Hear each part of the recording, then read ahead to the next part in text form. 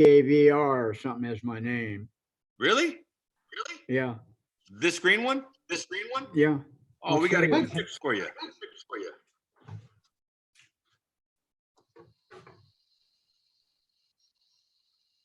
Says we're live on YouTube. We're live on YouTube. Austin? Can you see that? A little bit higher. Oh yeah. Huh. And theoretically, I was going to get one, but that DEAND in front of the scooter, I had no idea what that meant. I have no idea either. We'll get that fixed for you. What size is that? What size is that jacket?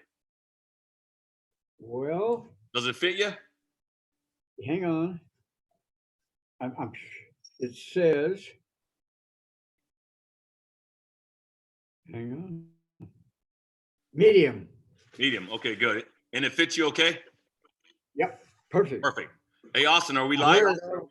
Even despite my funny name, I wear it all the time. Yeah, we got to fix your name. Kenneth. I'm going to get the video queued up. All right. It says we're live on YouTube. We are. We are. Okay. We are live. All right. We're just taking care of the little technical difficulties.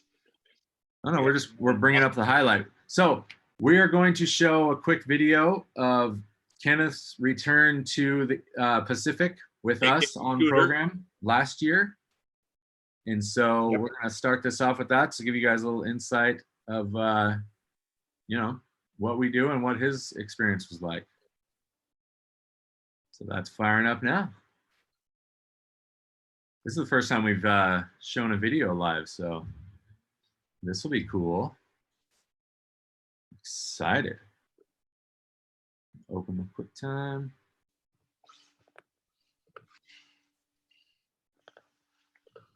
And here we go. Starting the video.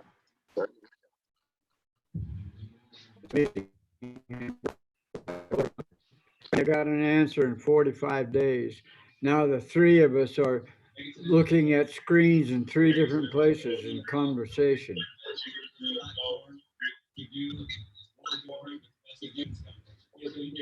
Austin, we need video. Audio. Audio. Video. Audio. Audio.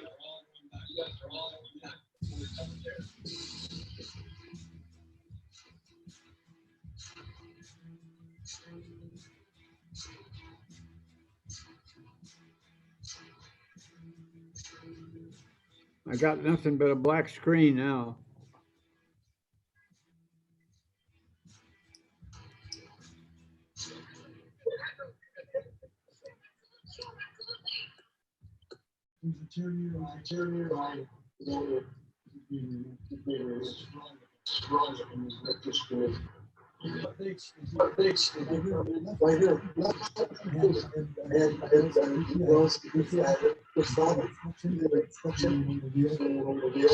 Again, I got nothing but a black screen.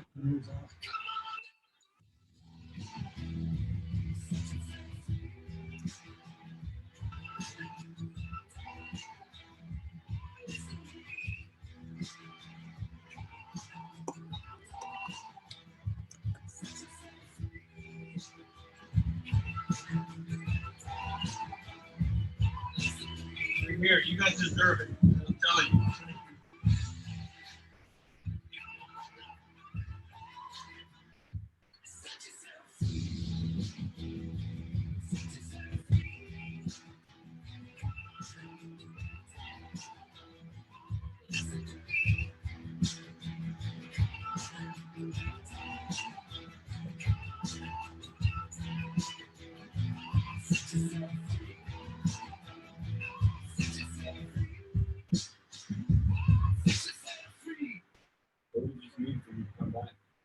Well, it means a lot to me. I don't want to ever forget this place. A lot of my friends don't like to talk about it. They want to forget about it. I think about my buddies, think about my buddies, think about the Lord. Everyone. everybody just became united.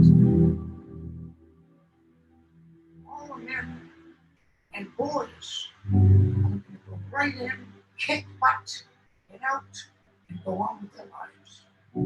There was nothing there when we were here. And they were coconut trees all along the shoreline, and they were pillboxes. If you left for overseas, you had to be able to swim 75 yards. I couldn't even do that. I learned to swim here. The fresh, clean water. Learned to swim here. I'm here to pay respect to our brothers who never made it back. You know, they never had a chance to live the life that we lived.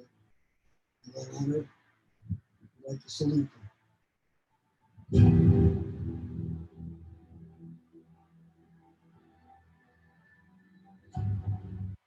It was the spirit of liberty which gave us our armed strength. We now know that that spirit of liberty, the freedom of the individual, and the personal dignity of man are the strongest and toughest and most enduring forces in all the world. From this day, we move forward. We move toward a new era. We move toward a new and better world of cooperation, of peace, and international goodwill. We salute you of the armed forces of the United States, wherever you may be. Nothing good about war. There's nothing good about it at all. It's hard to even talk about it today.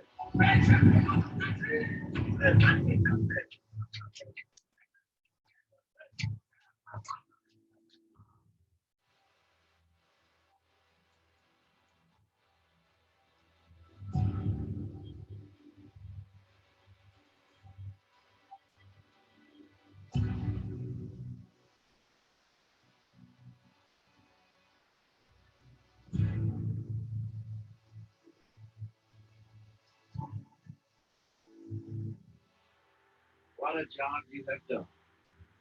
We're all waiting for the day when you will be home with us again. Good luck and God bless you.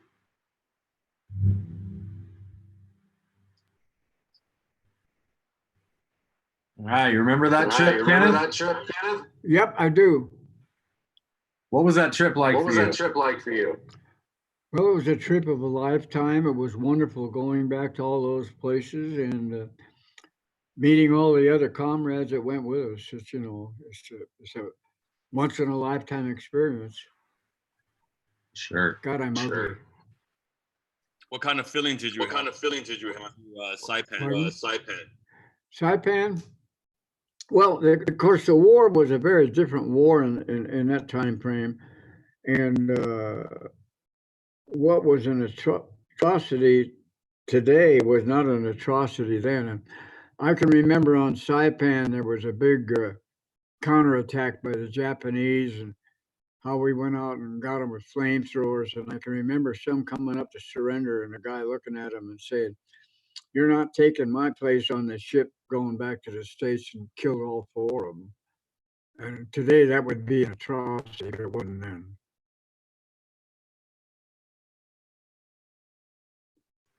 And you know, Wow. the same rations that you ate over and over and over: meat and beans, meat and vegetables, stew, and corned beef hash, 3 times a day for some 40 odd days. After a while, I think I ended up eating the meat and beans about the only one.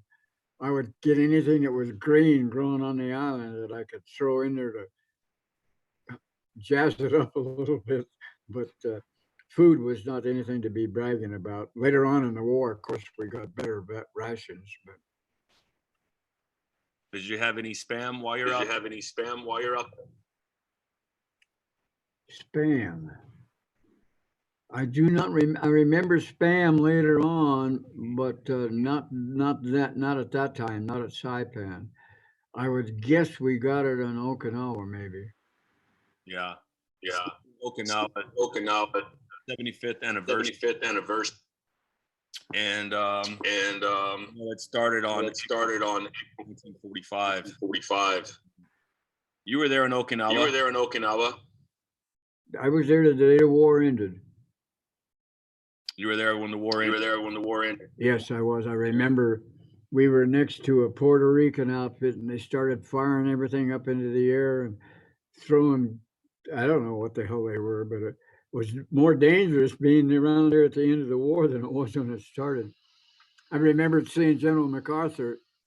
I got hepatitis and I had to be evacuated to the hospital on Guam. So while I was on the runway, I was going to one way, and General MacArthur was on the other side of the runway going to Japan to take the surrender. And I can remember seeing him. He had his big corncob pipe in his hand and, very recognizable. I don't think he recognized me, but I'm sure that he did. Yeah.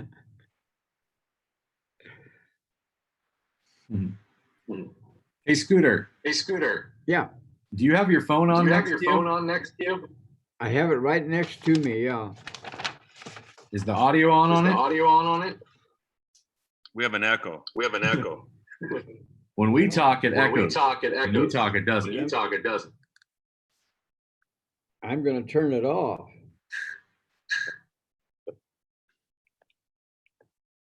I wonder if are your speakers too loud, maybe? I'm trying to turn the phone off.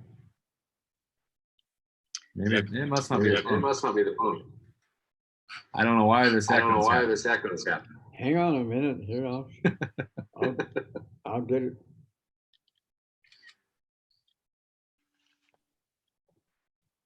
Turn me off.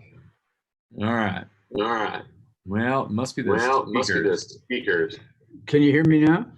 I can hear you fine, but when we talk, there's a big echo. We echo. Maybe try turning your speakers down.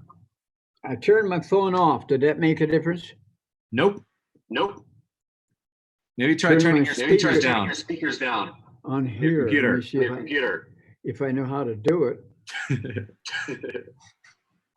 Yeah, hang on. All right, because then we're going to start bringing people in to ask some questions. I turned my speaker down. What did that do? Let's see. Well, it makes the Except I echo can't not as hear bad. you.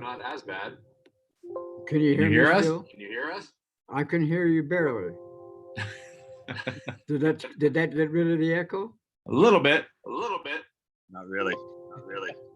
Well, if I turn them off, Then you can't hear us. I can hear you now. Still echoing. Uh, Well, I guess we'll just have to be aware of that. We'll make it work because there's no echo with you. Yeah. We can hear you just fine. So before we bring people on, Scooter, hang on a minute. I got to get you. Can you hear me now? Yeah. Yep. All right. That's fine. We'll just make it work. Mhm. Okay, I can hear you barely. All right. Well, cool. So should we bring some people in? Well, let's get a little. Let's questions. Scooter. Yeah. Ask you a couple questions. You can. There's a little echo. Here that there's no echo with you, but just to give a little background, because a lot of people are out there watching this right now, and just want to know a little bit about Oh God. when you're into the service. Where did you serve? And I know you served the trifecta.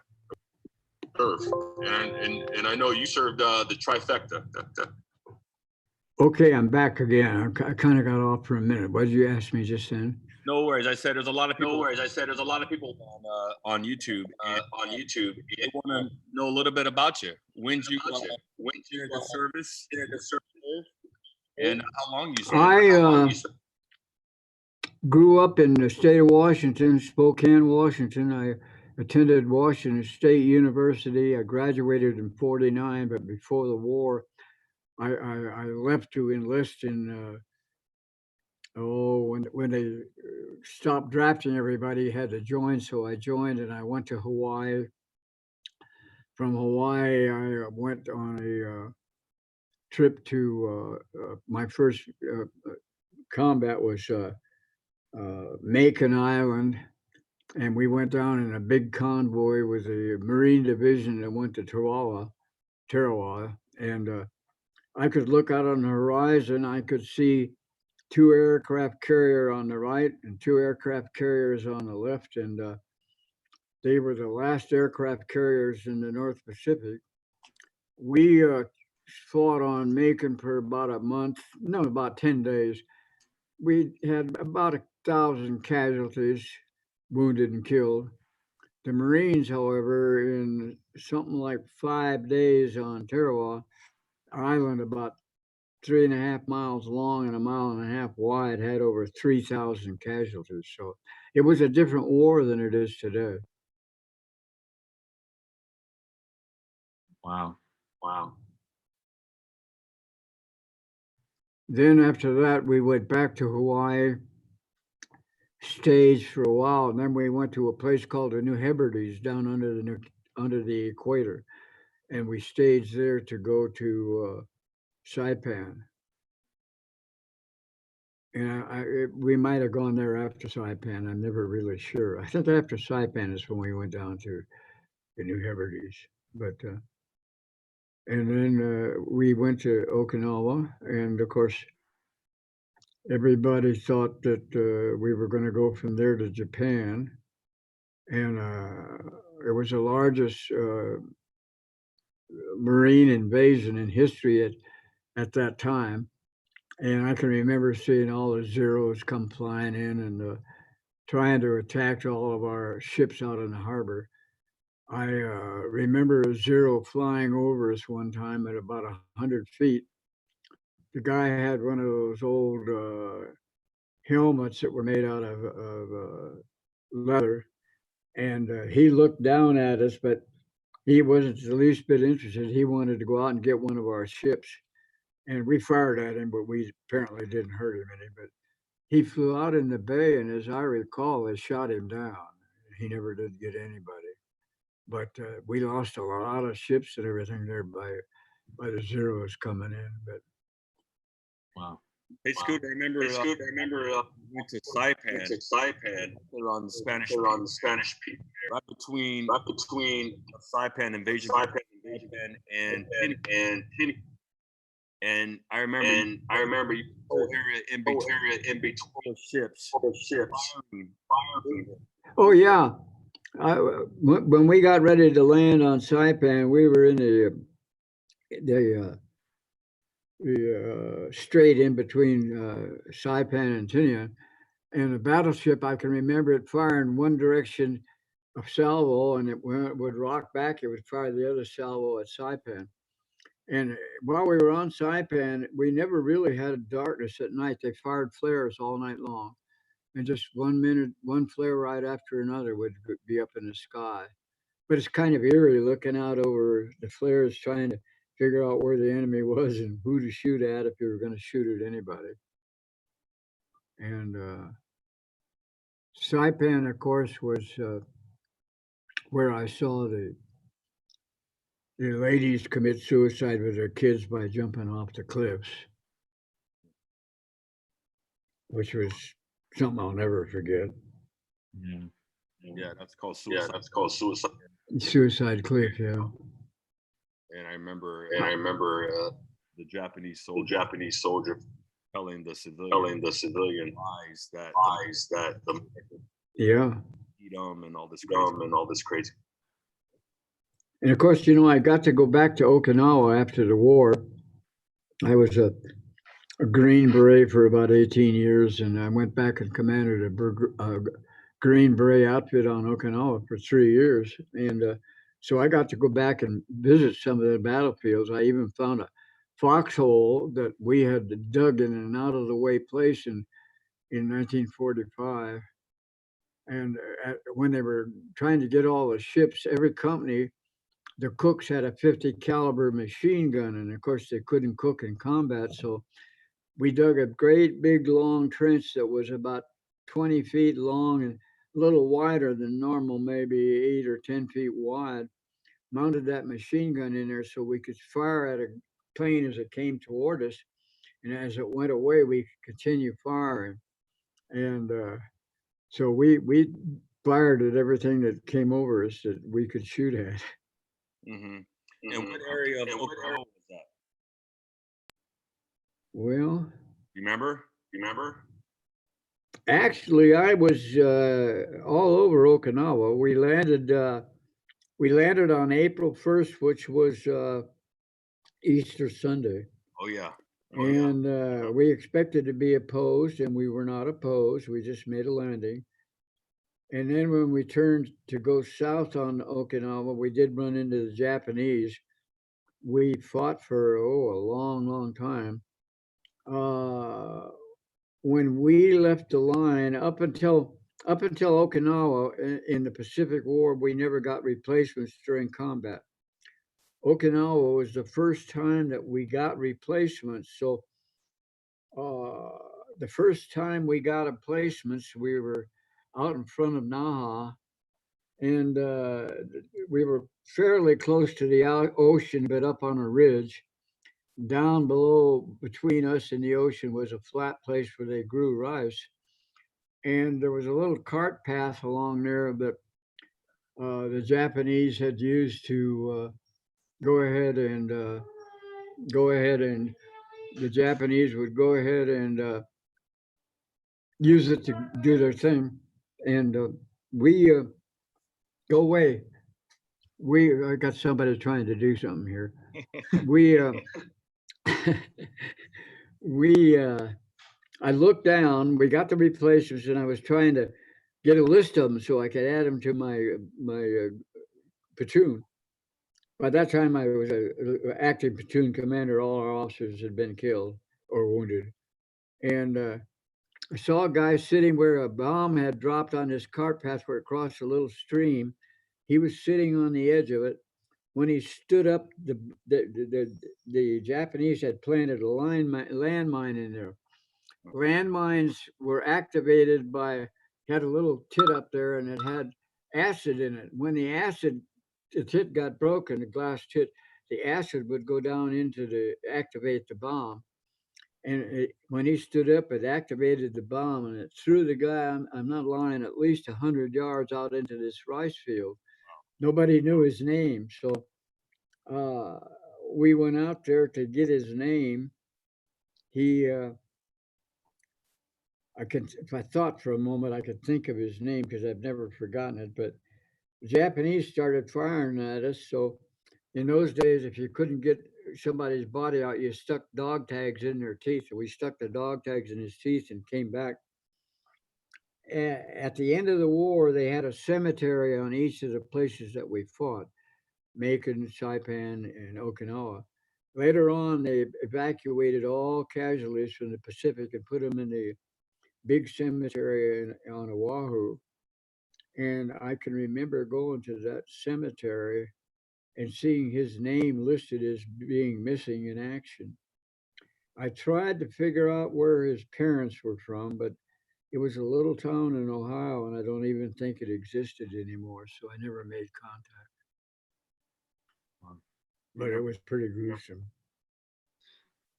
Well, so I figured out kind of how the echo is working. And so when we talk, I just have to mute him.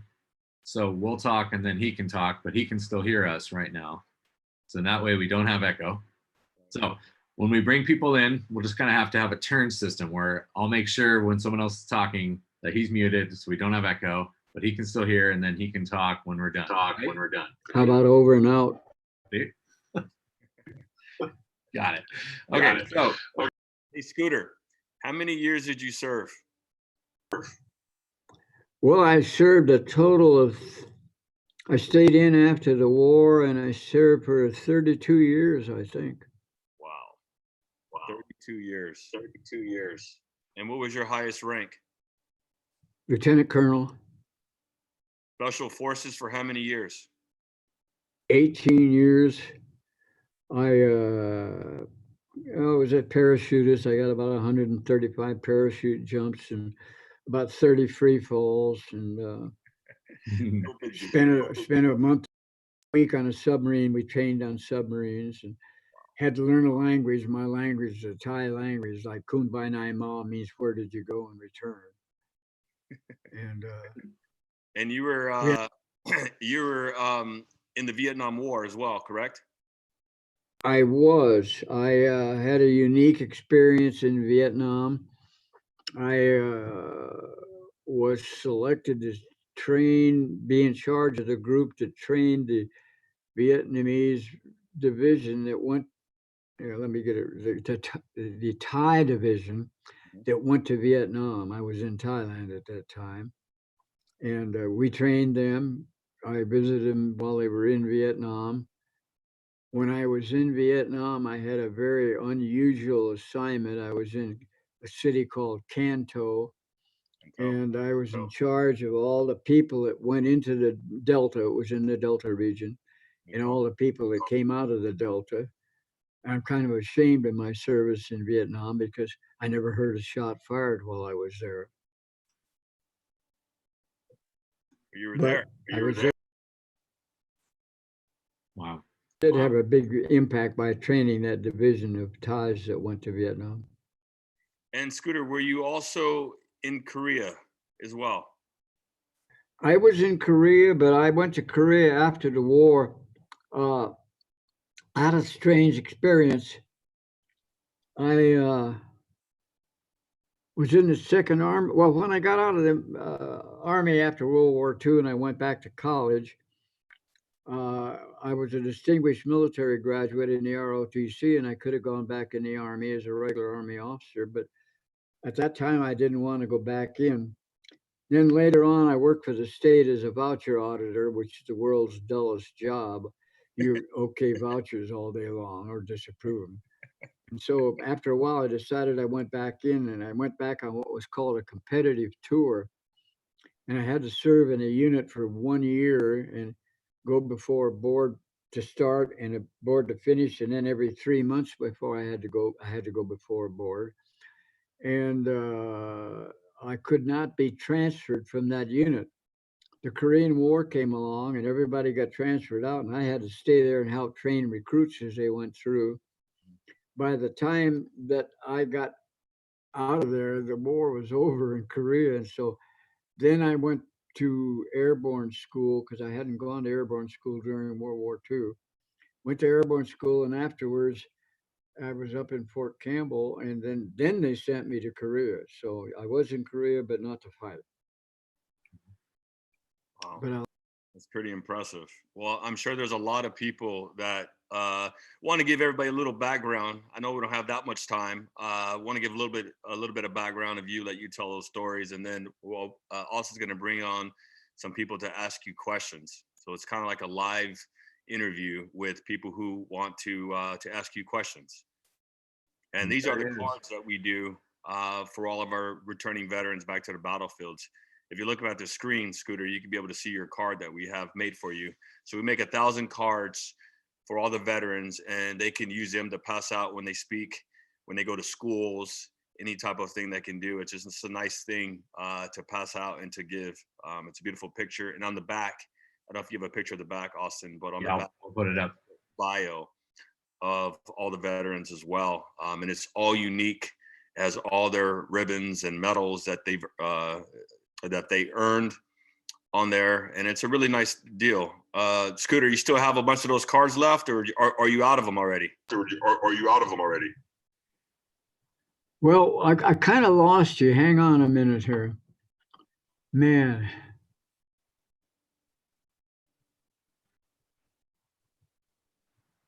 You can't hear us? You can't hear us? See you anymore. So there's my problem. Hang on. You.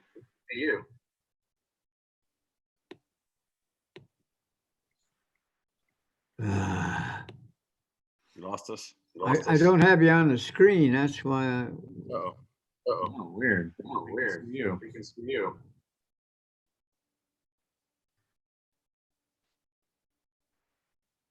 Uh-oh. Did we lose him? He's still here. So here's the back of the card. Cool. So go ahead and read that.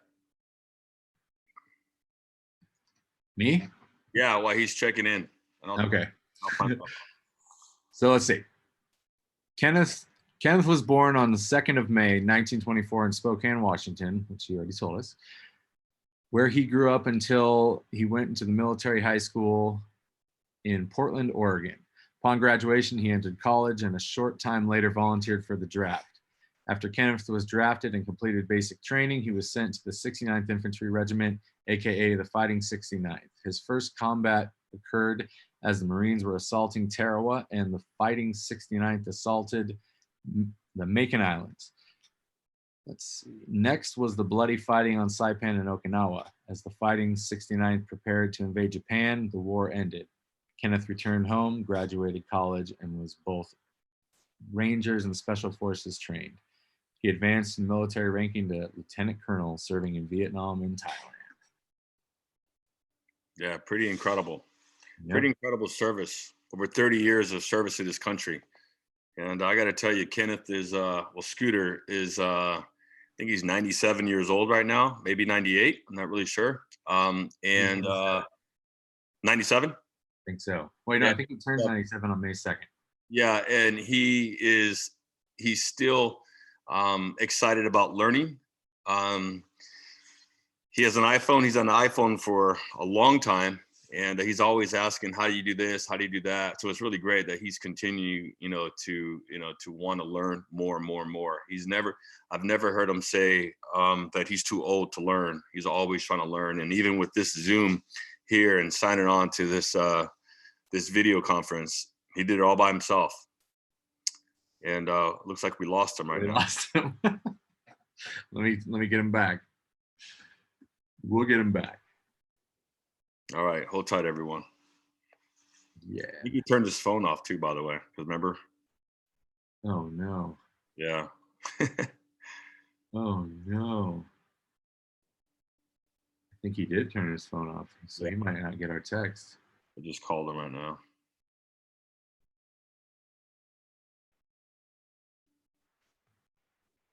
What happened? This is the reality. Sometimes it's hard to keep these guys connected. We're doing our best to keep them connected and stuff, but it's a different world for them.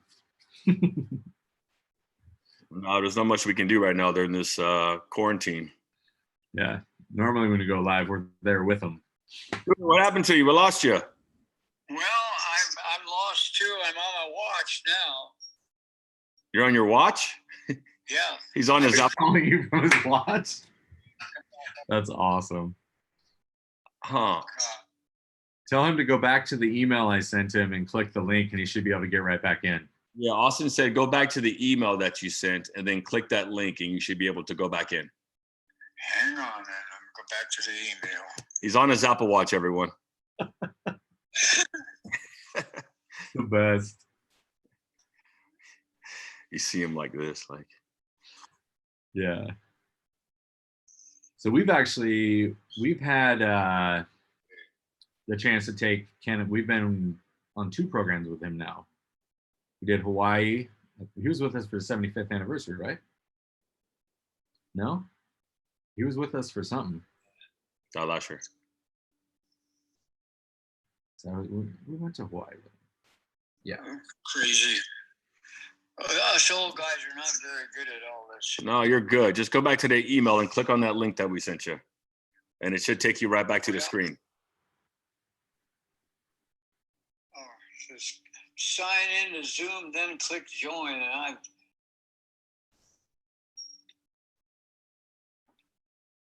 There you go. Click join. You got him? it says enter the meeting Yeah. ID number. No, you don't need to do that, right? Austin, ID number?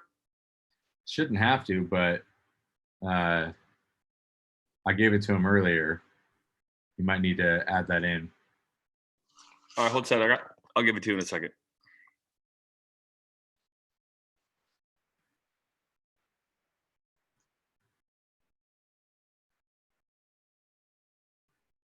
Is he ready for it? Is it the 938? Yep.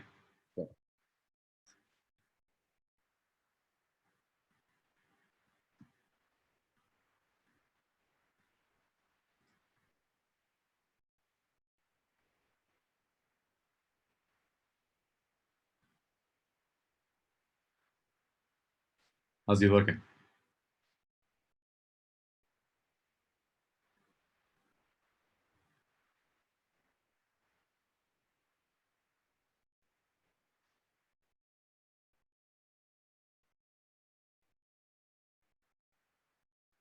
Thanks for sticking with us, everyone. We'll get this worked out soon. We'll get Kenneth back in, and then we'll get some more people in to ask some questions.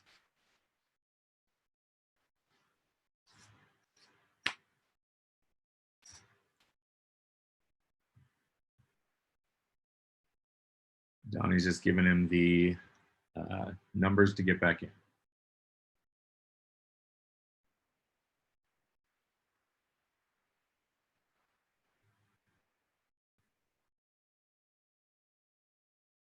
Let's see what's going on in the chat over here.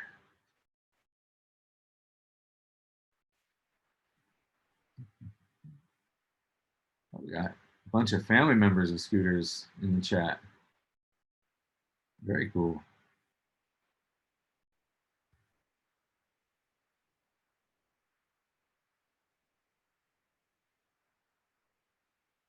Oh, Simon says, in the next stream, we're going to have someone from the 442 Go for Broke unit. I don't know. Do we know anybody from the 442 Go for Broke unit? I'm familiar with them, but I don't know if we know anybody.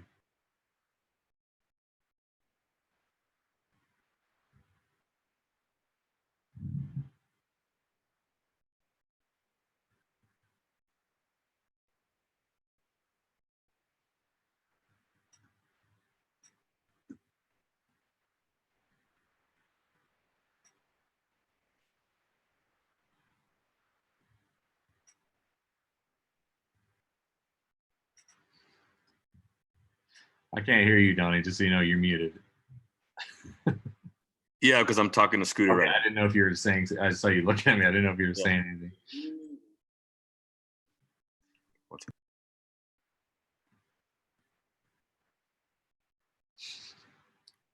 Now we're getting all the Zoom sucks. Yeah, Adam. I don't see him in there.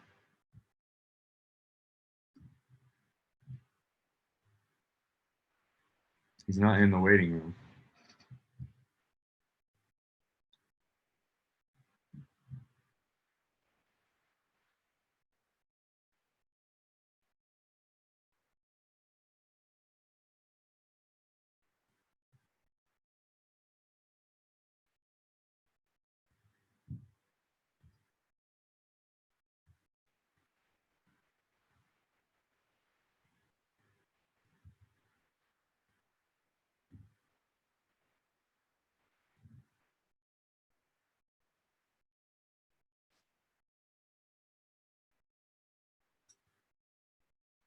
I don't know what you're saying. What did he say? He's trying again. Oh, He said it and he's trying again. all right.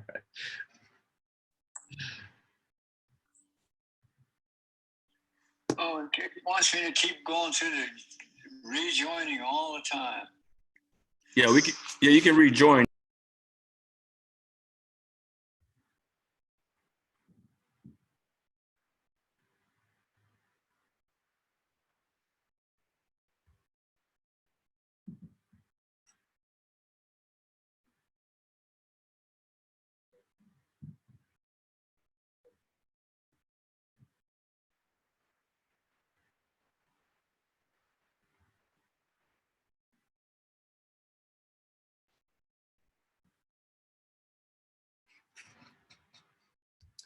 Yeah, I don't think it's too much a Zoom issue too much. It's just you know, we're dealing with a guy who's 97. It's incredibly impressive that these guys even figured this out enough to get on with us. So it's pretty impressive. But And he lives by himself too, so he's figured this out by himself. He figured all this out by himself. It's amazing. But you know, it is what it is. You know, they're 97 years old. This is crazy stuff.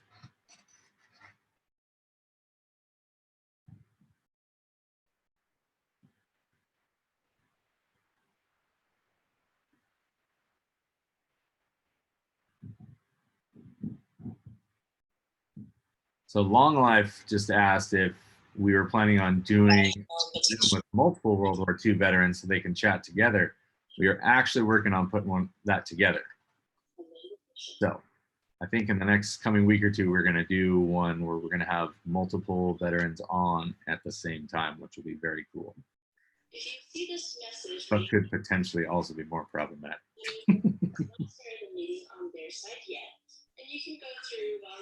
We are definitely going to do it though. We're going to try and get a couple Pearl Harbor, You there, Scooter? Pearl Harbor guys who we took back last December, and we're going to premiere. Here, I can help you. A new Pearl Harbor video. I'm gonna FaceTime you with the guys. So you can show me your screen video, and I'll help you. Get them in. So I'm FaceTime you right now. Just use your phone to the screen. Ooh, look who's coming in.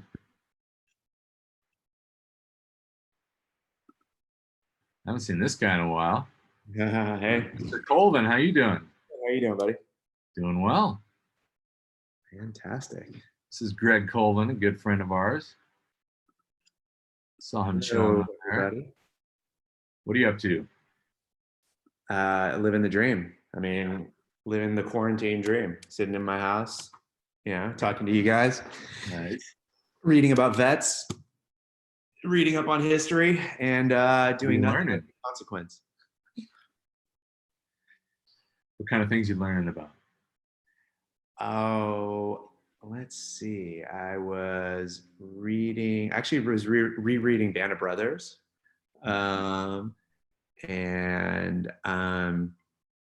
There's a book called The Generals by Thomas Ricks, which is really great if you guys haven't read it. It's fantastic. It's about history of US military leadership, but with particular focus on Marshall and the time during World War II, which is pretty awesome. Wow. Yeah, it's a good leadership book just in general. I've used it in business a lot. Nice. Nice.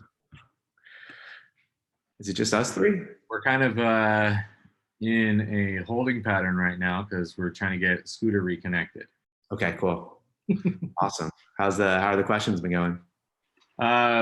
It's just been him and Donnie were doing a little back and forth, and then we lost him at one point right when we were about to bring people in. Yeah, he's having a little difficulty right now, and I'm still working with him right now. He's like, I don't know if I'm hearing on my phone, my computer, or on my Apple Watch. Yeah, right. Oh man. I like your guys' background. I would put that. There's too much light in this room. Yeah, you gotta have a little bit of contrast. Yeah, I don't have any. Yeah, and I'm so pale that I can't get any contrast to have my best defense logo.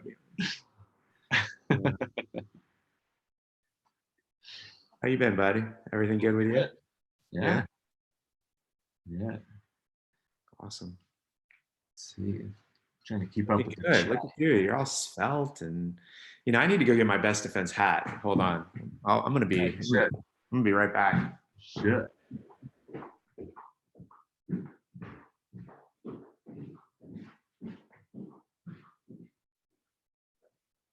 There's someone asking like, when will the veterans return to the beaches of Normandy landing?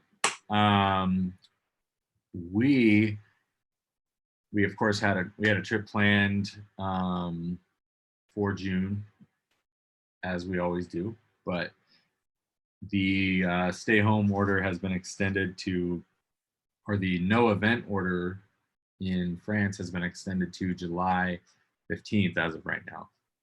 So unfortunately, we can't bring any veterans back so far, which is of course incredibly disappointing, but that's kind of just the reality we're living in now. But that's why we're trying to do this, so we can still engage with the veterans, hear their stories, have you guys engage with them. And actually, when we've been doing these, it's actually been very cool. Other times we've been able to get a lot of people in, and it's been really interactive. This one's just kind of having technical difficulties. But even when we're on program, like, you guys couldn't even get on and connect like this. So this is actually really cool that you guys can come on and connect. Unfortunately, the hat doesn't really fit. Oh, I have a small head. But I got my best defense jacket. Nice. Complete with apparently a card that says, oh, this is the Voice of America guy we spoke to. Nice. Hello, Donald.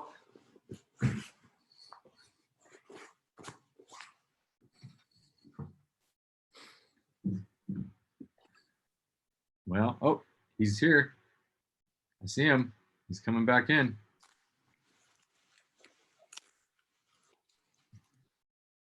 Let's see if we can get his. Hey, he's back. Oh, there you go. You're back. You're back, Kenneth. Oh, you're back. You can turn the phone off. You're back on the computer. Good. Turn my phone. Yes. Okay. Scooter. Yes. All right. He's back. And we're back. I've got a little echo. You guys? It's from Scooter's computer. So when we talk, we just have to mute his screen so it doesn't. Oh, you do. Okay. Yeah. Cool. All right, Scooter. We have some people who want to ask you some questions. All right. 30-something years of serving this country, World War II, in Korea, and also serving in Vietnam. Pretty special. Green Beret, Special Forces. Pretty amazing. Yes. Yeah. Awesome. Do you have someone? All right, let's bring someone in. Let's have some people ask some questions. All right. Bringing in Spring. All right, Scooter. Don't Vietnam. Pretty special. Green Beret, Special Forces. Pretty amazing. Oh, you're pretty.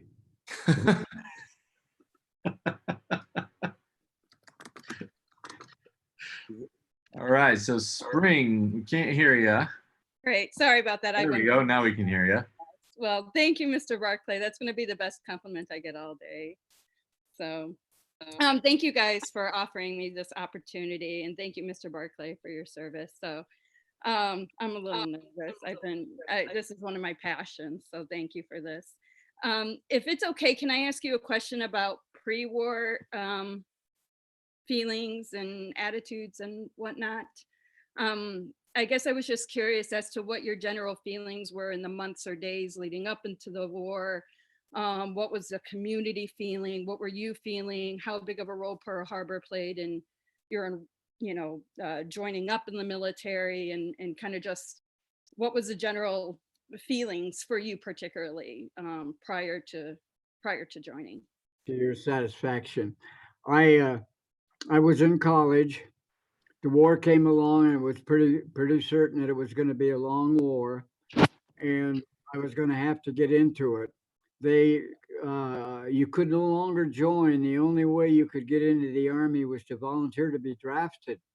So I volunteered to be drafted, and I ended up going to the Pacific Theater, originally assigned to Hawaii, and I got there shortly after Pearl Harbor, a month or so afterwards, I guess.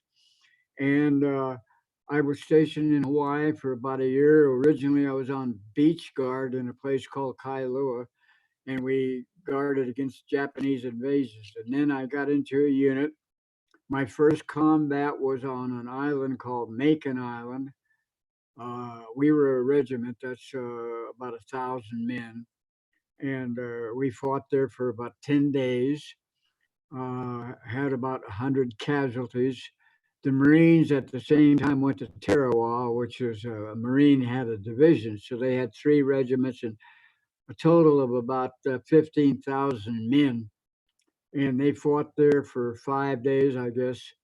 And in that 5 days on an island not quite 5 miles long and a mile and a half wide, they had over 3,000 casualties, killed and wounded. And subsequently, we went back to Hawaii.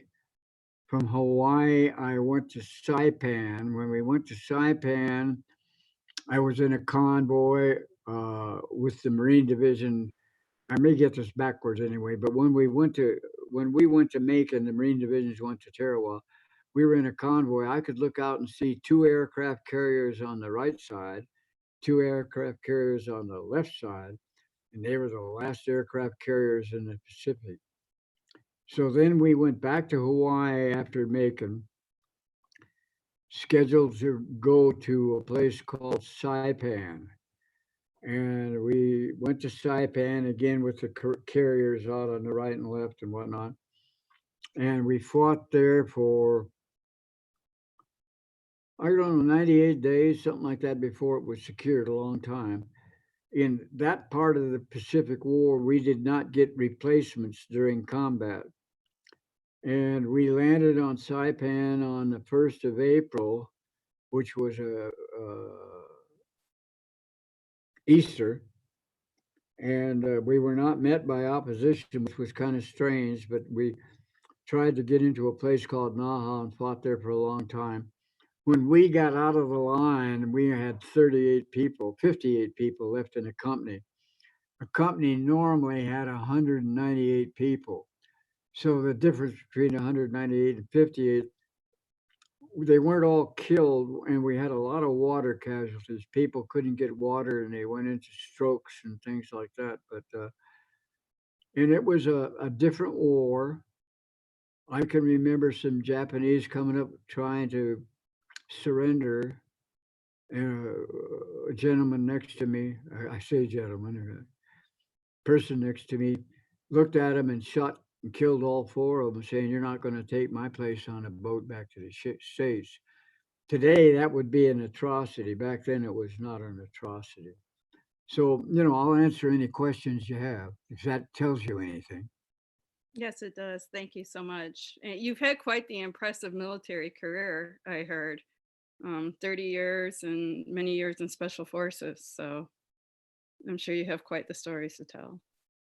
Well, I had a lot of unique experiences in special forces. I fought on Okinawa, and I was on Okinawa the day the war ended at the end of World War II. Later on, I went back and I commanded a special forces unit on Okinawa for 3 years.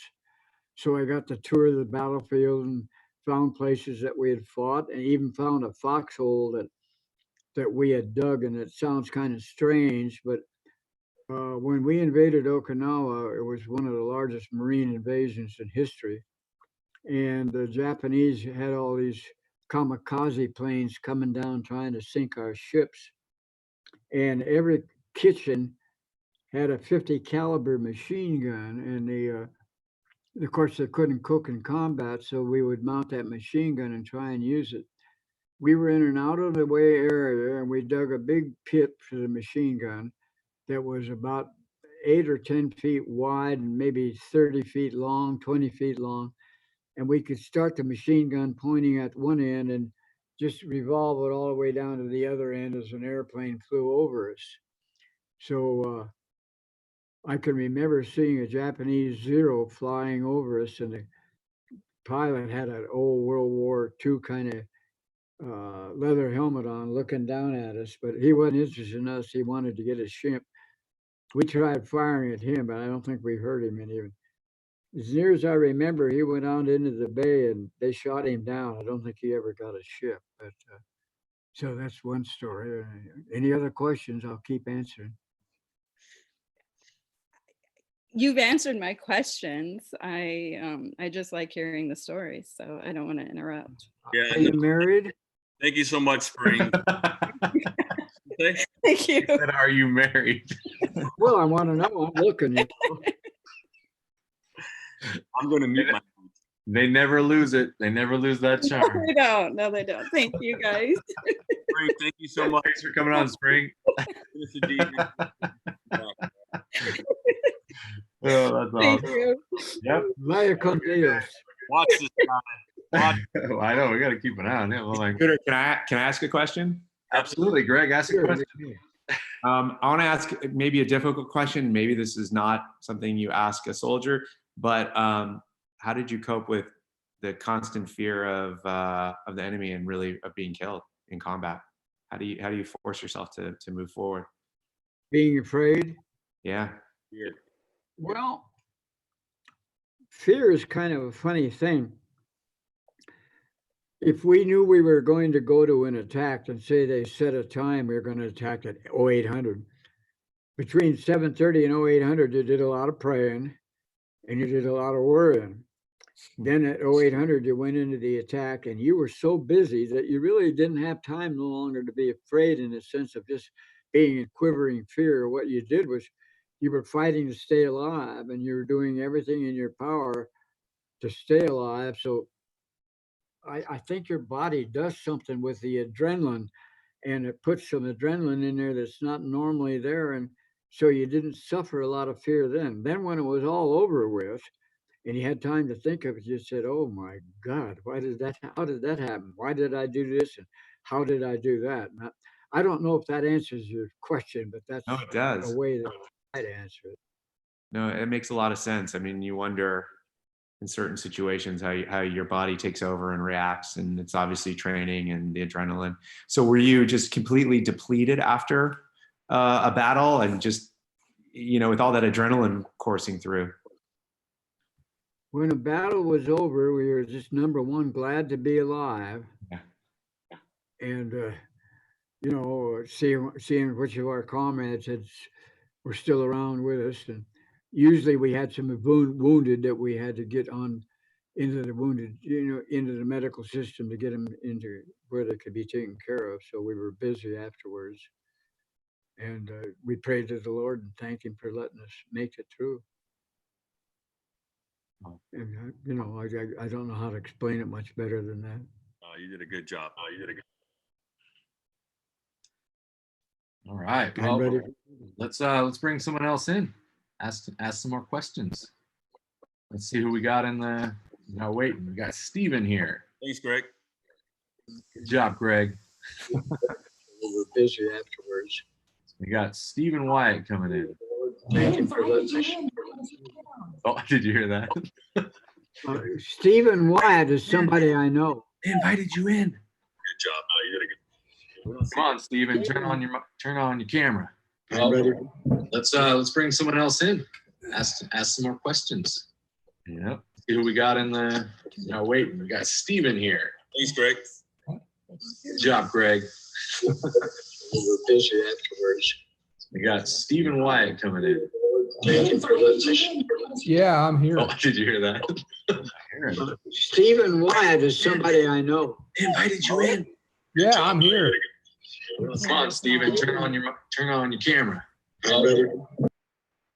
Okay, I think it was. Ask some more questions. Okay, I'm here now. See who we got in the. Now waiting. We got Stephen here. Yeah. Thanks, Greg. Okay, so I think we had a lot of echo coming from Stephen's camera there. Let me see. Yeah, we had too much noise coming there. Let's see here. Turn on your camera. Okay, I think it was Stephen. We got a lot of echo coming Okay, from I'm you here there. now. See what we got in the. Now waiting. We got Stephen here. Yeah. Thanks, Greg. Oh, sorry. I had him.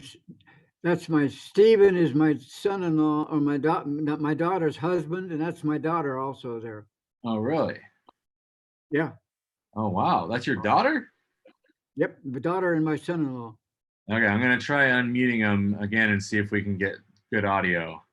Okay, I think it was Steven. We got a lot of echo coming. Nope.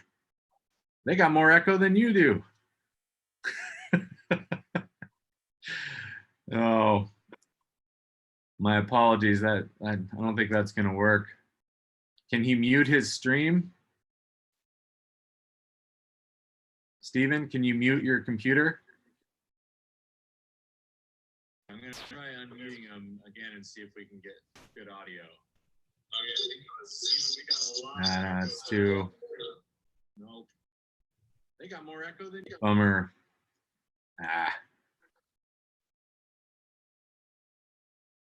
All right, let's try and get something else in here. That didn't work. Okay, we got Ron in the rings. Come on in, Ron. He's connecting. You having fun, Kenneth? Me? Yeah, you. If I get to talk to my son-in-law and daughter again, I am. Yeah, we had some issues with the mic. It was like Yeah. so we couldn't really understand it. It was like a delay because this is on a 20-second delay. Do you have Kenneth? You usually go by Kenneth or Scooter? Scooter. I go by Scooter. I've been going by Scooter all Scooter the since time? 1931. All right, we'll just call you Scooter then. I always call him Scooter. Scooter. All right, Ron looks like he's coming in.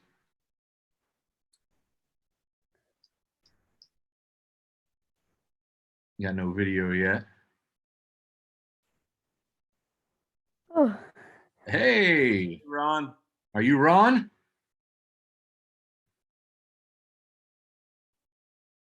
I have a question. can you hear me? Yeah, We can hear you, yeah. Yeah, okay, thank you. What's your name? You're Ron? Yes. How old are you and where are you from? I'm 11 years old. I'm from Latvia, and I live in Latvia? Barcelona. You live in Barcelona. Yes. Wow. Español. Huh? ¿Tú hablas? ¿Hablas español? Yes. Spanish. Yes. I love it. All right, we have Hey, I have Scooter. a question. We have a 97-year-old World War II veteran, Scooter Barclay, on, and this is your time to ask him a question. Well, Scooter wants to ask him a question. Scooter, go ahead. Well, I just wondered, are we ever going to be able to get my daughter and my son-in-law back on? Oh, we'll try. Okay. Yeah, we'll try, but 'Cause we got Ron Yeah, here but- now. um, Ron, what's your he question? wants to ask- This young guy wants to ask me a question. Yes, he does. My question is, have you seen a Japanese soldier face to face? Have you seen a Japanese soldier face to face? He asked Scooter. Yeah. Yes, I killed four of them in about a space of about 3 minutes one time, and I was face to face with all of them. Yeah, Okay. I have. Wow. And my last question is, what was your reaction when the war ended? Say again. He said, what was your reaction when the war ended? I was on What are you feeling like? Okinawa. I was on the island of Okinawa. And what was your When the war- reaction when you heard the Well, when the news? war ended, very happy, because we had been told that if we could not end the war while we were there, we were going to have to invade Japan. And we believed that if we invaded Japan, that we would have to suffer 1 million casualties. Oh, wow. And nobody wanted to be part of that. Yeah. Okay. So were you surprised, or were you, when we dropped the bomb in Japan, what was your feeling about Truman's decision to drop the bomb? I was, our president was a pretty wise guy, and he did something that was important. I knew about atomic weapons because I had gone out to Nevada and I had studied on how to drop atomic weapons, and I knew a lot about them. I knew a lot about their destructive force, and we live in a very precarious world today. Believe me. They drop one now and drop one more, and our world is done because it has been magnified so much. There's so much power involved in all of it that we couldn't survive to it. But we were happy that it ended the war, I think I saw the plane that dropped the bomb fly over my place when I was on Okinawa. I had to go to Tinian to land and pick up the bomb. And as you know, when we went back to Tinian, we saw how they loaded the bomb in the bottom of the plane. And I don't know if I'm answering his question directly, but I Yes. certainly knew the consequences, but was very happy to see that it ended the war. Yeah. My grandfather said the same thing as well. Asked him about us dropping the bomb on Japan. He says, if we didn't do that, you wouldn't be here today because I would never have made it. And then you think about the battle in Okinawa and the Shuri line and how long that battle lasted. And I knew they wanted to set some type of message to America by saying, if you're going to think about invading Japan, we're going to fight you to the end. And I think the Battle of Okinawa was certainly, something that we had to really think about. And that's why I think we did what we did. Yeah. Also, got another question? You have another question, Ron? no, Ron's got another but question. I want to tell you one thing. My great grandfather was a Soviet tanker during the war, and he was wounded. I don't know what year, but he was wounded by a piece of grenade, Mm. Wow. and he His died. grandfather was- Is he What? still alive or did he pass away? No, he passed away. He passed away. You have a picture of him? No, A picture? here no. Well, I have it in another room right now. Okay. Yeah. So how long? Where are you located right now, young fella? In Barcelona. Barcelona. Yes. Ah, are the ladies good looking there? I don't know. I can go to the street. Well, Can't I go think outside- what he would can't be go awful outside and fun see. if they were. Hey, Ron. What got you into to World War II history? I don't know. I just saw a documentary about D-Day, and I don't know. I Yeah. just got interested. Yeah, in this it. is good. It's wonderful that you have this connection with military history and to be able to talk with Mr. Scooter Barclay there. I mean, this guy is definitely a warrior, just as your grandfather fought against the Nazis in World War II as well. So this is really special. You're gonna remember this for the rest of your life, I promise you. Yes. Yeah. So, hey, thank you for your question. Send us a DM on social media with your address, and we'll send you out a T-shirt. Okay. Okay. Thank you What very size much. are you? Probably like a small or medium, huh? Well, you can send me an S. An S. Whatever. Okay. So And send I us want to say, more information. I And want to say one last thing. your participation. Vaya con Dios. Vaya con Dios. Thank you, Ron. Thanks, Ron. Bye. Thank you a lot. Bye. Yep. All right. All the way from Barcelona. What do you know about that? Yeah. Weird. All right. Let's get someone else in here. This is Daniel. Someone just asked in the chat how you got your nickname Scooter.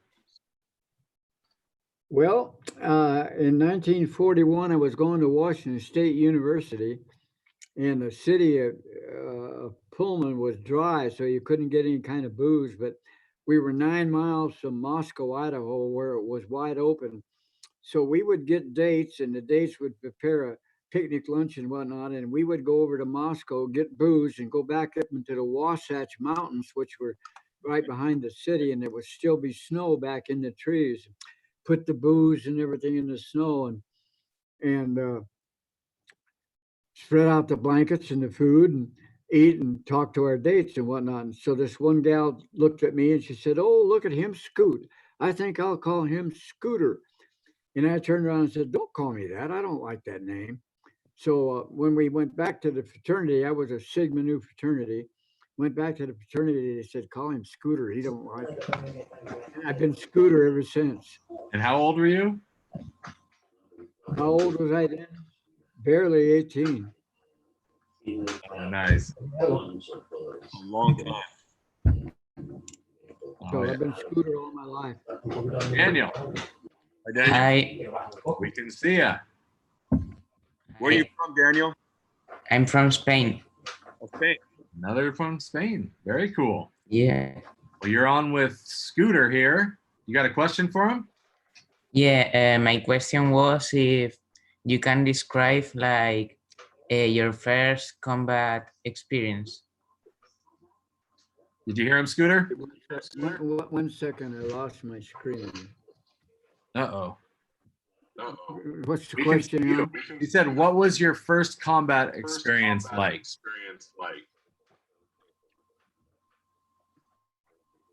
Well, it was kind of interesting in that if you've seen pictures of World War II in the Pacific, quite often you'll see pictures of people wading ashore, going into a place, and that's what happened with us. And that picture has been used thousands of times, but that was my unit.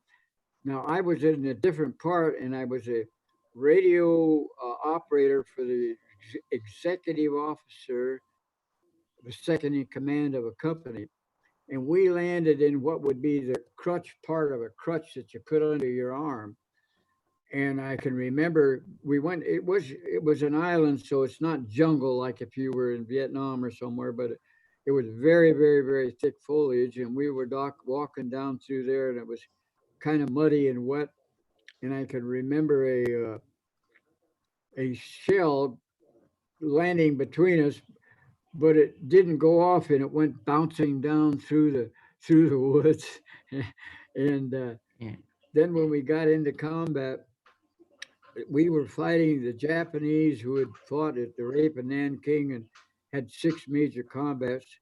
We were told none of them were under 6 feet tall, and they were pretty expert with their weapons. I remember they killed one of my lieutenants, Merritt L. McQueen, with a sniper shot through the eye. And we got almost to the place where they had dug in and whatnot, and we were in a little circle. And we kind of stopped there, and we had a guy named Wahoo McDaniel, and he got shot in the helmet right above the eye part, but it went between the helmet and the helmet liner, and then the bullet went up over the top and out the back, but it knocked him out. We thought he was dead, and he was laying there. One of our regimental commander came up there, and he was trying to be a hero, I guess, but we kept saying, get down, get down, get down. There's snipers, and they shot him through the eye and killed our regimental commander. And the chaplain got up there, and he was giving him whatever chaplains do. And I remember that that island had been a place where President Roosevelt's son, I think, had been a Marine, and they had done a Marine raid on that earlier. And they came up, when they saw what was going on, they decided they didn't want to stay, and they left. And all at once, Wahoo came to, and he got up and started walking around. We thought he was coming back from the dead, but so we ended up then getting a brand new regimental commander out of that combat. If that answers your question. Yeah, I have another question, and is that what condecorations do you have? What kind of war decorations do you have, like medals? Yeah. That's what you're asking, right? Yeah. What kind of medals do you have, Scooter? Well, I got the medals for being there. I've got a Legion of Merit. I've got a couple of Bronze Stars, Theoretically, I got a silver star, but I've never been able to locate it. So I guess bronze star is about as high as it goes. Okay. Legion of Merit's up in there, but I got that at a different time. And what about that on your hat right there? Combat infantry. Combat infantryman badge. If you were in combat, you got what was called a combat infantryman badge. If you had not been to combat, you could go through a series of exercises and earn what they call an expert infantryman badge. But the combat means you'd been in combat. Mhm. When you see that pin there, combat infantry badge. Yeah, Now, so most of the veterans I talk to, that is their kind of treasured piece. That's the piece that really says you were there. It Do is you feel that same way? It is possible to get a star on there. And there's one or two guys that have got a star for being in combat in Korea, and in Vietnam, and in World War II. But basically, rarely will you ever see one with just one star. Very rare. So did you get a star for being in Vietnam? No, I was in Vietnam, in a non-combat kind of way. Capacity. I understand. I got you. Wow. Well, Daniel, thank you so much for coming on and participating in this this conversation with Scooter Barclay. Send us a DM with your name and address and your shirt size, and we'll send you out a T-shirt. Thank you for everything. Can I? Where are you from, son? Where are you from, young fellow? From Spain. Spain. In the Canary Islands. Okay, vaya con Dios. Gracias. Yeah, thank you. Thank you for keeping history alive. It's up to your generation to make sure that we don't forget these stories. So thank you very much. Bye. Bye. Adios. Very cool. So I'm going to throw up this picture here real quick so everybody can see this stud.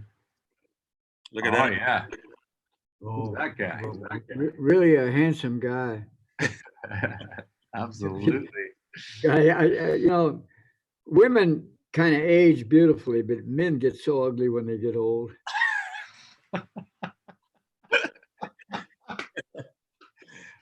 Oh, Scooter being Scooter. I love it. I love it.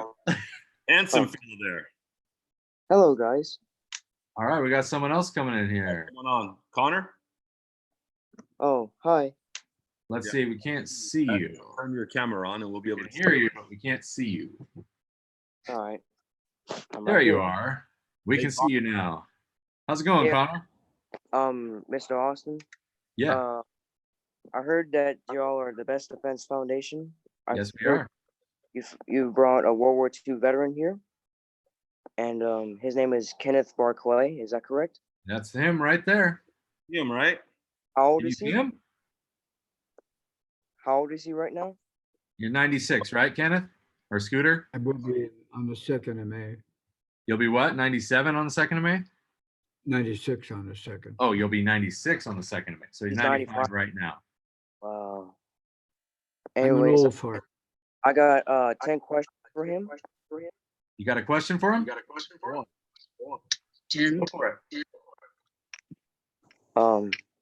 I got 10 questions for him. Well, let's stick it to just one for now.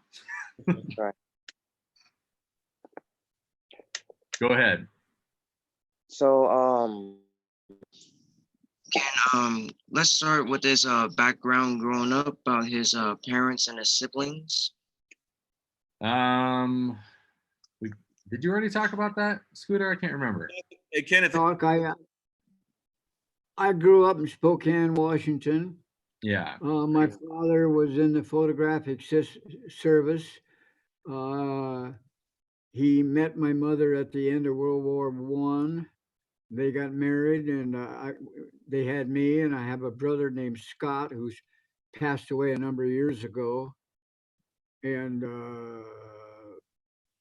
I guess that's about as much as I could tell about him. Scooter, was your brother Scott in the service as well?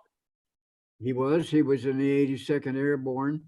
He went to Germany, but they got there too late.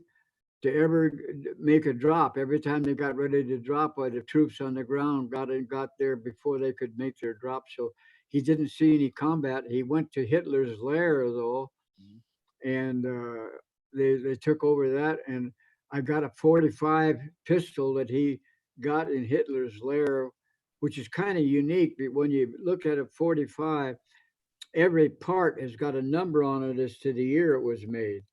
But that pistol, every part has got the same year number. I think it was like 37, something like that. And you still have that to this day. I still have it. It's in my safe here in my room. And with the coronavirus, I'm trying to figure out what they're going to do when I kick the bucket here in a few days, and how they get my safe out of here and get it to my son and everything. There's a lot going on in this world that we don't know the answer to, believe me.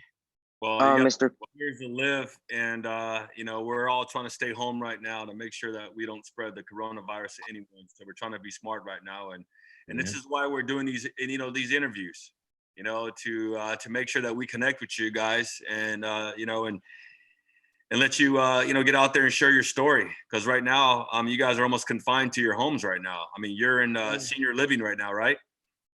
Yep.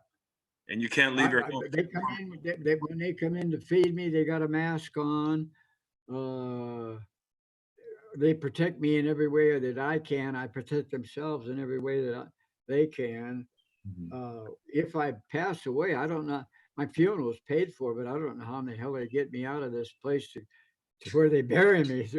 I got a lot of questions to answer when we get done with this. Mr. Kenneth? Yes. Can you tell me about your military service? What you did in World War II, and what unit you were in, and what battles did you participate in?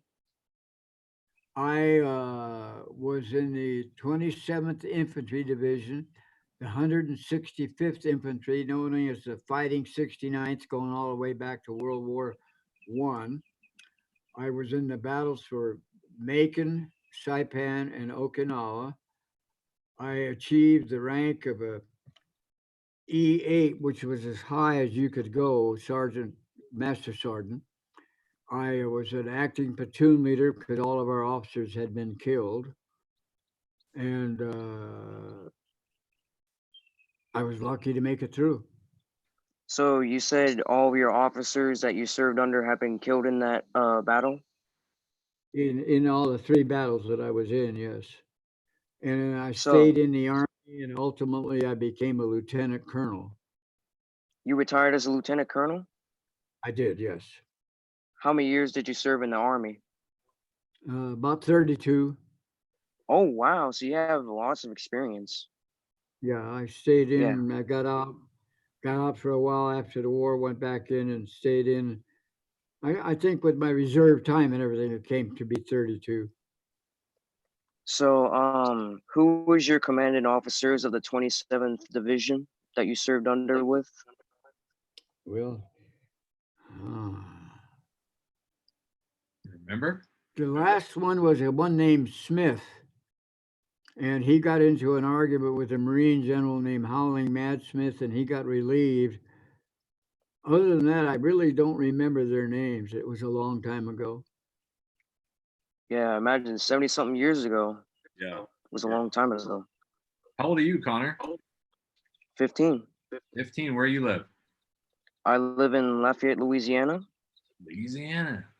And the reason why I'm interested in talking about these meetings because of my great-grandfather. He was in the Second World War, and he fought against Europe. And he didn't actually fight with Patton. He was an Army Air Corps bomber pilot. He flew B-17s over Germany. In fact, I have his picture in my backpack, and I have a book of his missions.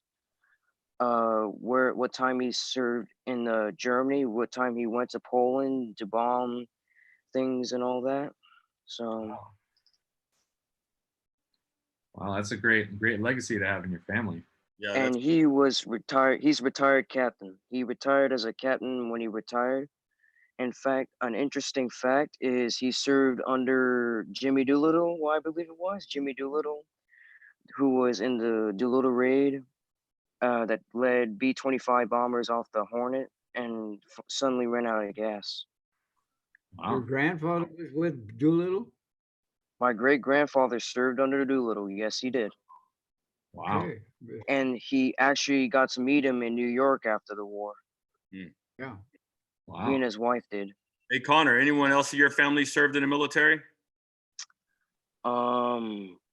My cousin's grandfather did not go to World War II, but he was actually in Vietnam. He was a Marine. But I never asked him about his wartime service because he would not talk about it. Wow. Because it brings back too many bad flashbacks. Right. Yeah. But he did tell me some stuff about his service, what he did and all that stuff. And after Vietnam, he flew helicopters. Okay. Okay. Do you have any interest in joining the service? Not exactly, but I would like to talk to World War II vets that you got in the Best Defense Foundation. Well, that's what we're here for. Like the Harmonica Pete. Have you heard of Harmonica Pete? We know Harmonica Pete very well. With us. We love Harmonica Pete. We know him, don't we? You know Harmonica Pete too, Scooter. We're gonna have him on pretty soon as well. Yeah, we're gonna try and do a live interview with him. Once I get into Zoom, can I talk to Harmonica Pete so I can ask him questions? Yeah, keep follow us on social media. We'll make an announcement when we're gonna have him on. Yeah, and also Connor, send us a DM with your name, your shirt size, and your address, and we'll send you out a Best Defense Foundation shirt. All right. Yeah. All right. All right. Well, thanks for joining us, and keep the memories alive. Keep these stories alive of these great men. Thank you. Sure. Thanks, Connor. Bye bye. Have a good one. Bye bye. You too. Can I interrupt you for 1 minute? Sure, go Can ahead. you try to get my son-in-law and my daughter back on? And if we can't talk, just let me wave at them one time. They'll have to try and rejoin. What was that name? I can't remember what that name was. But yeah, they'd have to try and rejoin the meeting here. Stephen Wyatt. Stephen Wyatt. Okay. If they try and rejoin, I will add them in. Yeah. All right. Let's see. We got Lucas here waiting. Let's see if we can get Lucas in. Lucas is connecting to audio. We got Lucas. Hi, Lucas. How you doing? Can you hear us? Hello? All right, we can hear you. Hey, how you guys doing? We're doing good. How about you? Pretty good. First off, thank you for your service, Scooter. Really. Thank you. That's good. My question is, after all your years of service, what can you say is like your favorite memory?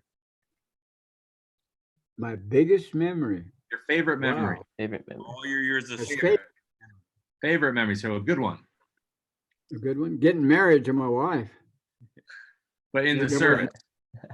Well, I was in the service when I got married, and I guess that makes sense. Yeah.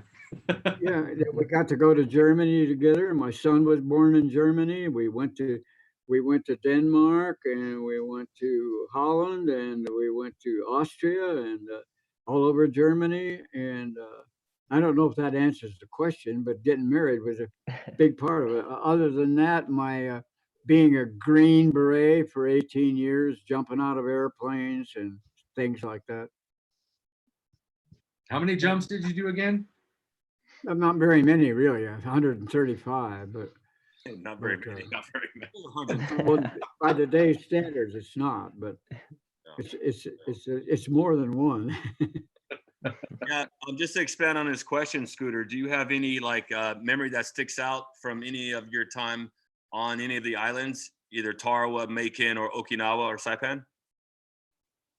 Anything that sticks out that you think about right now when you look back? Well, I look back to Okinawa because I went back and lived there for 3 years afterwards. So I got to travel all over Okinawa. Know it. I got to leave Okinawa and visit Japan. I got to leave Okinawa and visit Thailand and Vietnam from Okinawa. So, I was 3 years on Okinawa. That was a really nice time in my service. No fighting. Yeah, Lucas, you have another question?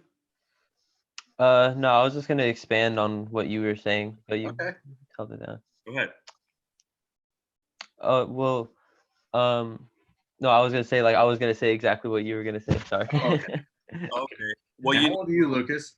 Well, you've seen the movie Hacksaw Ridge, right?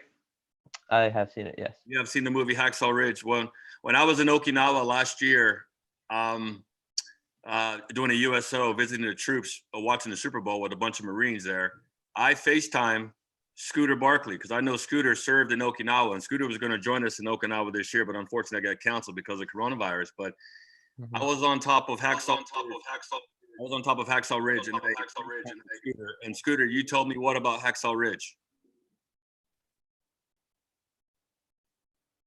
He's muted. Say it again. He's muted. The fighting was not quite the way they showed it in that movie. You didn't always see a bunch of people jumping up and running at you where you could do it. Everybody was always trying to camouflage themselves. So if you were trying to shoot an enemy, they were trying to dig down where you couldn't see them and couldn't be shot and whatnot. So that part of it was not very realistic. But Hacksaw Ridge actually happened, and it was a true thing. It was the depiction was a little off. Is all I had to say. And you fight around that area? Hacksaw Ridge. Yep. My mind is so long gone. I just don't know if I was or not. I think I was, but yeah, I can't remember. Yeah. What about Sugarloaf? Oh, definitely at Sugarloaf. Definitely at Sugarloaf. Well,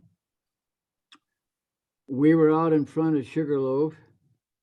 I remember that the Japanese had a thing called a knee mortar, and there was a Japanese knee mortar in a little cave, and he would fire the mortar shell and it would come out. And so I told my platoon that I was going to crawl a little further forward and see if I couldn't get a rifle grenade over into the hole where the knee mortar was. And I crawled out probably 50, 75 yards out in front of everybody. I fired a grenade and it, I don't know if you know much about M1 rifles, but what it did is it locked the mechanism back there. So out in front of the thing, I took my rifle apart and fixed it so I could continue to use it. I don't know if I got the Japanese mortar or not, but I did get a rifle grenade in the hole where it was, and we never just saw it fire another shot. So I have to figure like I got it. Another time we were on a ridge on Saipan, and the Japanese had an attack, and they went all the way through our lines of the people down below us. We were up on a ridge, and when they were coming back, you could see the Japanese running and hiding and stuff, and they were the Marines, our army was getting with tanks and flamethrowers and whatnot. But I saw a guy get into what we call a slit trench. You couldn't dig a foxhole because you could only dig so far down, and then you would run into coral. And so what you would dig would be what we call a slit trench, the length of your body, and then pile stuff around it to build a parapet. And I had a radio operator, and the radio weighed 38 pounds, and it was given to me when we left Hawaii. So I had an operator that was helping me, and he had the M1 that had been my M1. So I said, let's see if we can get some shots off and try and get this guy. So I knew what my elevation was at 200 yards, set that on there, and I always fired tracers. They believed that if you fired a tracer, they could tell where it came from and shoot you, but the tracer never lit up till it was out 100 yards or so, so you never gave away your position using tracers. And so I started firing, and we started adjusting. And I would fire, and I finally got to where I was hitting the edges. It was slit trench, and there was no wind. It was very fortunate. And the guy must have known that somebody was shooting at him, and he'd wait a while, and then he'd come up, and the guy'd say, well, he's coming up, try it again. And I adjusted, and finally he said, I think you got him. He never came up again. And so I can't prove that I shot a guy, but when we got done, we figured it was a little over 800 yards. Wow. So it was kind of a unique experience. That's quite a distance. Yeah, it is for sure. Well, thank you, Lucas, for your question. Appreciate it. Yeah, your shirt size, and we'll get you a Best Defense Foundation shirt out to you. And thank you for keeping history alive and making sure that we never forget these stories. Yeah, appreciate the opportunity, guys. Thank you. Thank you. Yeah, nowadays they have telescopic sights on the rifles, Mhm. and they can fire up to 3,000 yards and hit a target. Wow. 3,000 yards. Wow. Now we got Nathan coming in here. Oh, hey, we talked to Nate the other day. Hey, Nathan, how you doing? Can you hear us? Hello? Hey, Nathan, welcome back. Thank you. I was on the last Zoom call. Do you remember? Yeah, I remember you.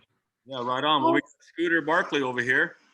Well, first things first, I just wanted to say thank you for your service, Mr. Scooter. Thank you. You're welcome. And Mr. Donnie, you said how I forgot his name, but that one kid from Barcelona, when his great grandfather was the tank gunner. Yeah. I just want to let you know I'm not trying to be that person who auto corrects everyone, but not all Germans were Nazis. Yeah, well, we know that. Yeah. No, I know that, but he was in the military service and he was, in a tank fighting Nazis. Mm-hmm. Yeah, so I know there's a difference. Yeah. Okay. And people, I believe Mr. Scooter already answered my question, but didn't he use the M1 Garand? He did. Yes. Okay.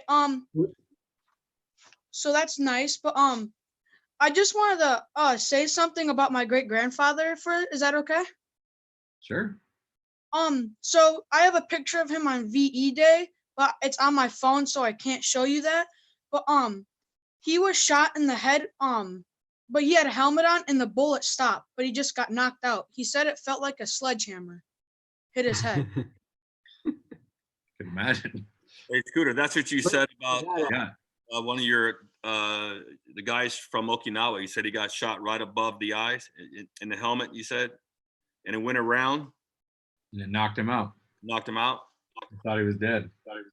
Where was his grandfather at? Yeah, where was your? He was in Europe. Do you know where? In Europe. What part of Europe? I'm not sure, but the picture I have of him was taken on VE. Oh, okay. Who was he fighting? I'm guessing the Germans. Wow. I never got to meet him, sadly. You never did. Okay. Oh, bummer. Well, I mean, learn his history. Learn as much as you can. Yeah. It's up to you to carry on that history now. Mm-hmm. Very important. But that's cool that you have that legacy in your family. Mm-hmm. Yeah, I know it's really special. I see the flag in the back, 101st Airborne. Hey, yeah, that's cool. Yeah, that's from my grandpa. Screaming Eagles. Yeah. Mm-hmm. We love the Screaming Eagles. That was Guy Witten's outfit. Yeah. Yeah. Yep. So you talked to Guy Witten, right? Yeah, I got to talk to him, and my grandpa was a paratrooper in Vietnam. Oh wow. Very cool. Very cool. You have a question for Scooter? Well, my question was that if he did use the M1, but he answered that question a little bit ago. Oh, okay. Have you ever shot an M1? No, Before but I the have M1 an Before- airsoft M1 Garand. Oh, okay. Sorry, Scooter, go ahead. Well, before we had the M1, we had the 1903 Springfield. And I was in a unit, went to high school, a military high school in Portland, Oregon. And when they were phasing in the M1, I got to go across into the southern part of Washington to what was called Vancouver Barracks and fired the M1 before it even got issued to the whole Army. So I'm quite acquainted with both weapons. Yeah. Mm-hmm. Very cool. All right. Well, Nate, thanks for coming on again. You're welcome. Talk to you soon. And thank you for having me. You got stuff coming to you already. Yeah, I don't need any more stuff. All right. Okay. Have a good one. Bye, Mr. Scooter. Bye, Donnie. Bye. Bye, con Dios. All right, Scooter, how you doing? I am still here. He's still here. All right. That seems like a good place to wrap up there. You got any parting words of wisdom for us? Well, I've enjoyed talking to you all. I'm kind of glad that we're done because my bowels tell me it's time to go to the bathroom. Good timing, man. Well, Listen to your body. It's always an honor and pleasure to talk to you. I know you and I, we FaceTime all the time, and I think you're the first person who even taught me about FaceTiming many years ago. You're always learning. You never say that you're too old to learn something new. I mean, it's amazing that you live by yourself and you got all dialed in with Zoom and you did it all by yourself, man. And it's amazing. Don't forget just Catherine for me. Yeah, well, I think she's watching right now in the other room. But Yeah. you know, Well, let me, you know, here, I'll let you say hello to her. Let me grab her real quick. Are we walking with you? No. He's going to get Catherine. oh, okay. Well, she's pretty good looking. You're all about the ladies, aren't you? Yeah, well, you know, my theory about old age is if I walk down the street and I see this good-looking gal coming towards me, and if she's going away, I don't turn around to look at her, then I know I'm old. Hey, Scooter, what do you call it? What do you say you have? What do I have? What do you say you have when you can't remember something? Well, You can't remember. Can't remember. Remember you call it But, old timers or something like that? old timer's disease. Yeah, when you can't remember something. Yeah, but I remember Catherine.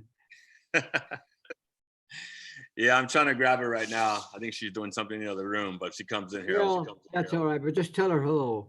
I will for sure. I will for sure. All right. And I enjoyed talking to you, both of you. And I hope that what I have done is what you wanted me to do. You've done enough for us, sir. I mean, we have this incredible opportunity and the freedom that we all enjoy today. It's on the backs of the service of you and your brothers and sisters, you know, back in World War II. Trust me. And we want to make sure that we continue to recognize you and honor you for what you've done, and to make sure that we always pass on your story to the next generation, because all right. As I keep saying to people, vaya con Dios, which means go with God. All right. Well, here's Catherine right here. If you want to say hello. Yeah, I want to say hi. Oh, yeah. Hi. How are you? You're as beautiful as ever. Oh, you're so sweet. I could fix a little hair brushing right now. Well, you could say when two people get married, they're lucky, but he's the lucky one. Oh, you're the sweetest. I am for sure. Over 20 years, I'm Anyway, very lucky. I think I've used up my time. I do want to say vaya con Dios to both of you, though. All right. Well, vaya con Dios, sir. Con Dios, sir. Kiss that beard. If you can call it that. Exactly. Yeah. All right. Thank you, Scooter. Thanks for joining us. And until next time, buddy. You good. All right. Vaya con Dios. Bye-bye. Bye.